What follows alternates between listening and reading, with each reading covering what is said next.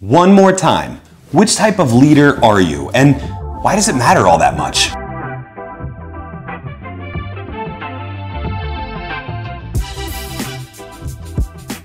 So earlier today I was in a conversation with two executives from a compensation and benefits company. And I get it, right? Pay matters. We need to reward people who work hard with the compensation that they deserve.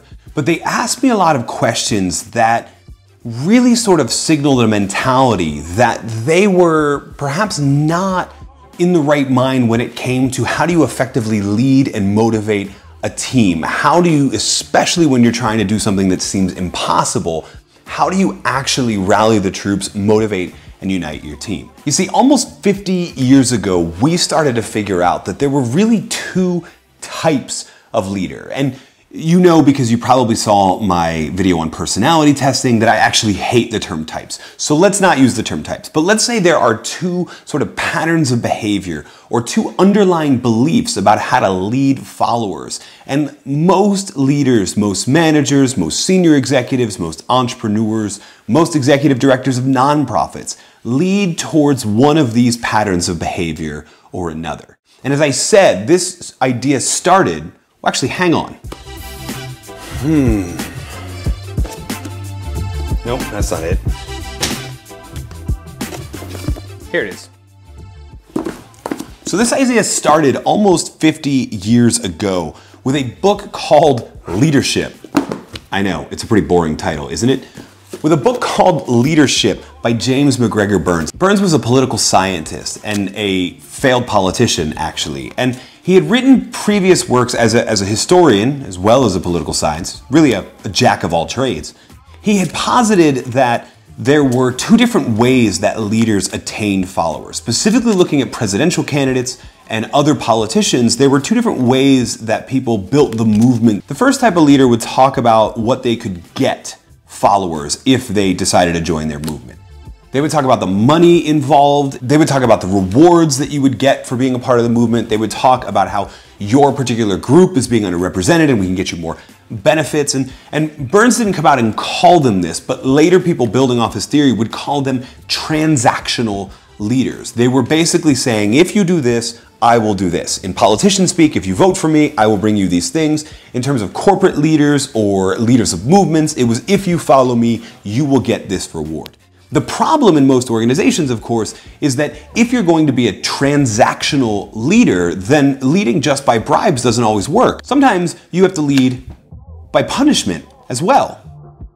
Sometimes you have to say, if you don't do these certain things, then I'm going to extract this punishment or withhold this reward. You can't just use diamonds. Sometimes you got to use clubs. Burns would take that category of leader and contrast that with a leader who really sought to bring out the best in their people, who really encouraged them to see a picture of a better world that they could build together. And yes, there would be some benefit to that.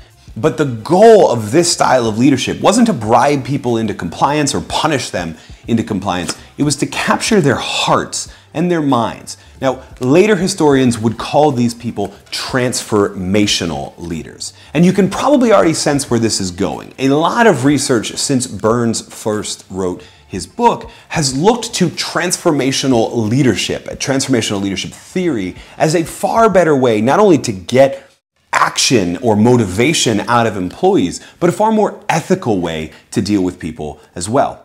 So what is transformational leadership? Well, later historians would build off of Burns's ideas and really identify four characteristics of transformational leaders. These are sometimes called the 4 I's. We'll call them the 4 high cards when you're capturing the heart. So there was this idea of idealized influence. And idealized influence is really just that you walk the walk. Idealized influence is that you as a leader are the type of person that followers want to be, and also that your actions and your words are congruent with the movement that you're asking people to lead. We've all actually seen those sort of politicians who argue for a certain platform position because now they're running a race at a higher level, but when they were at a lower level, they had the exact opposite, the flip-floppers. Idealized influence is the exact opposite of that flip-flop. You have been consistent in your beliefs and your current actions, and movements are not only something in line with the movement you're trying to start, but something that followers aspire to be like. You are a role model. You have idealized that influence. The next characteristic was inspirational motivation. This is something that we might often refer to as charisma. It's the idea that you can cast a vision, a compelling vision of what the future will look like if you actually lead this movement to success. This is where most of us focus on inspiration. This is where most of us focus on these grandiose speeches. And speeches like the I Have a Dream speech or JFK's speech about placing a man on the moon are a great example of inspirational motivation. But we also know that you can't just cast a vision to lots of different people and expect to have success, because the third element of transformational leadership is individual consideration. In casting that vision, have you painted people's ability to see what you see on an individual level? Do they feel included in that mission? And also, do they feel like you know them, that you understand where they're coming from, their challenges that they're about to engage in when they take on this new mission? Do they feel like they know you? And the last element of transformational leadership is what is often called intellectual stimulation, which is quite simply the ability to push for innovative or creative thinking, the ability to challenge that status quo. Are you asking people to think the exact same way that they thought before you came on the stage trying to lead this movement, or are you pushing their thought patterns to higher levels? Now, if we take these four all together, idealized influence, inspirational motivation, individual consideration, and intellectual stimulation, then we begin to approach what is a true transformational leader. We begin to become the leader that James McGregor Burns wrote about, in contrast to that transactional one. And what we find, and what I was trying to persuade my colleagues in compensation and benefits, is that this matters far more than getting the incentive compensation scheme right. If you get that right, the best thing you can do is increase satisfaction. The best thing you can do is make people feel like they're treated fairly. And I want to emphasize here that it is hugely important to make sure people feel like they're treated fairly. But you're not going to build a movement on fair compensation. You're going to build a movement on transformational leadership. At the same time, though, these four, look, it's a lot to remember. What if we could just boil it all down to the one thing you need to remember? 4 things is kind of difficult. So is there one thing you can do that will set you on the path to being a transformational leader? Is there one thing, one action you can take, or one use of rhetoric you can use to begin to build that movement? And I truly believe that there is. And if you follow my work, you'll know that for me, that ace of spades is picking the right fight.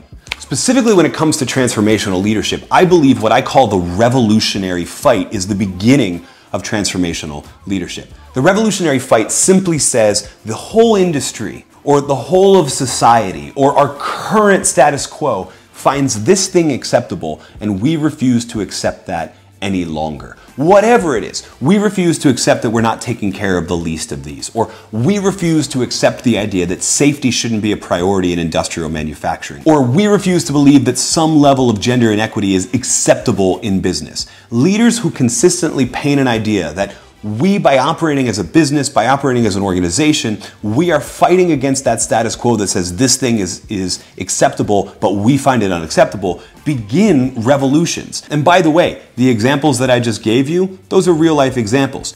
And that's really what's at the core of transformational leadership.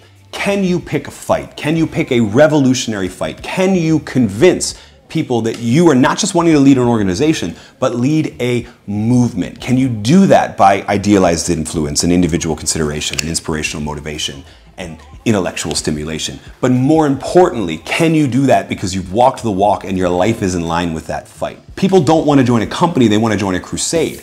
And the people who pick revolutionary fights become transformational leaders. But the people who stay in the mentality that people just work for pay and so we need to offer them bribes or punishments, those leaders have a much harder time acquiring the right talent, motivating that talent, retaining that talent. They have a much harder time actually leading the organization. That's what Burns found out almost 50 years ago, and that's what we're finding out in countless studies of transformational leadership today. In fact, we might even go so far as to say this about transactional leaders. When you compare them to transformational leaders, they really just end up looking like jokers.